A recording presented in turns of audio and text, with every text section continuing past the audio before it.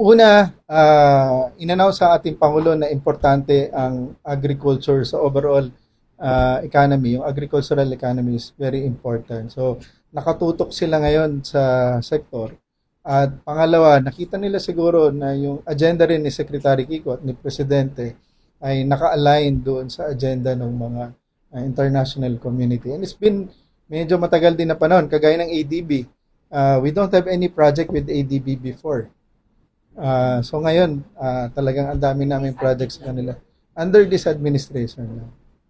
AIIB, wala kaming project before. Ngayon lang din kami nagkaroon ng project with AIIB. Ang agenda ng ating Pangulo is tulungan talaga ang sektor ng agrikultura. Hindi lang yung magkaroon tayo ng sapat na production, kundi yung security talaga ng pagkain. Affordability, availability, and accessibility ng pagkain.